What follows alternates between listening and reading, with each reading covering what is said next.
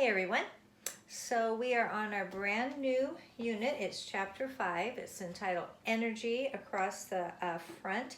I do not have the same piece of paper that you have, so I'm not really sure. I think it might say maybe something like this. Energy is everywhere. Do you see that? Energy can be stored, energy can change, and energy can be transferred. Okay, which is kind of interesting. Energy can be stored. We call that potential energy. The item has the potential to perform. Stored, it can be, what did that say? Can change form, can be stored, it can change form, okay, can change form, and it can be transferred.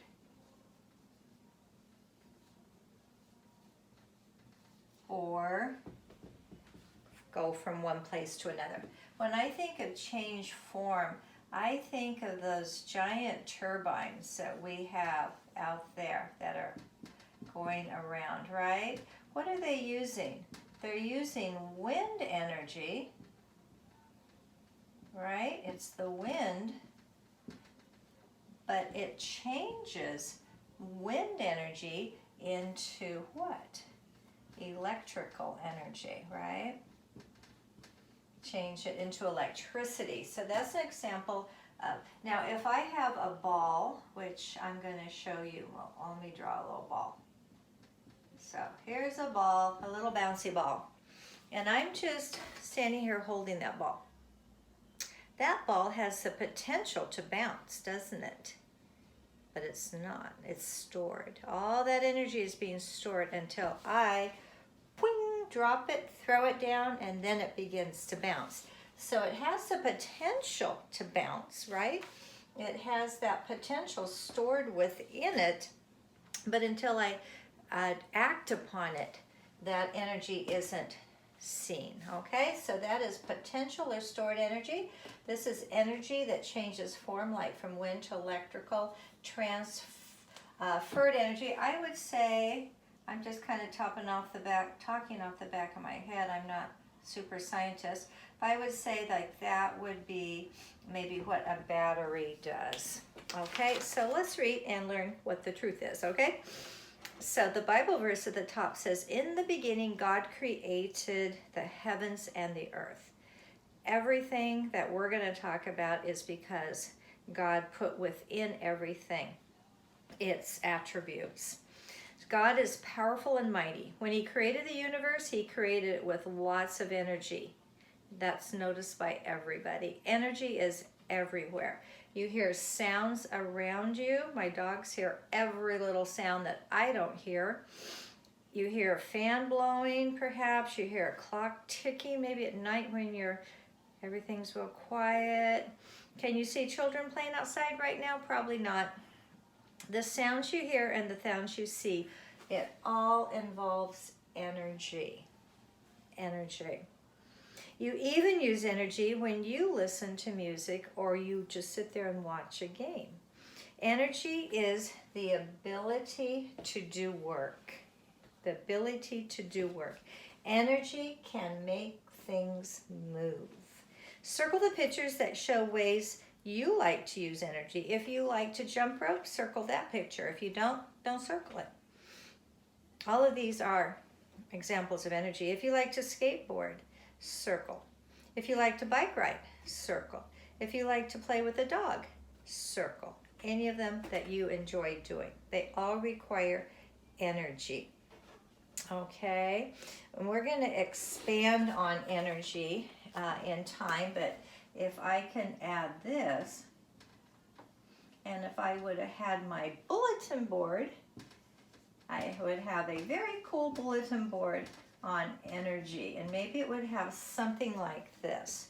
The 3 types. We get heat energy, we get light energy, and we get sound. All are a form of energy: heat, light, and sound. Okay, and this is what this next page, page 72, explains. It says there are three kinds of energy. They are heat, light, and sound. Read this one with me, please. Heat is a form of energy. It comes from the sun, solar energy, something burning, or an electric heater. It can also come from rubbing your hands together. You're creating heat. You're causing the molecules in your hand to rub up against each other, causing friction, and friction creates heat. Now, light is another form of energy. Light makes seeing possible. Light energy comes from the sun, and it can also come from a lamp, a flashlight, or a candle, or even light reflecting off of something, right? Sound is another form of energy. People and animals hear it. Animals hear it much better than we can. It can come from air moving. You can just hear the air. Why do we hear the air? It's usually rustling through the leaves. Air can make sound. Strings going back and forth, say on a guitar. It can come from objects that strike each other, creates a sound, different sounds.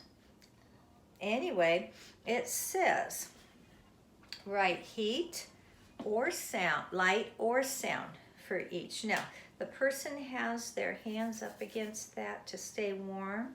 Yeah, your answer would be heat. But it's also giving out some light, right? So you could write both, okay? Heat, comma, light. You see the words in black right up above. You also see them here. That would be heat and light, or if you want to pick one or the other. Now the lamp, obviously that gives off light. But what if you touch the bulb? It's going to be hot.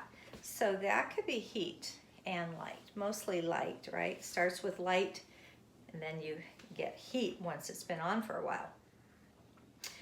Playing the guitar, sound.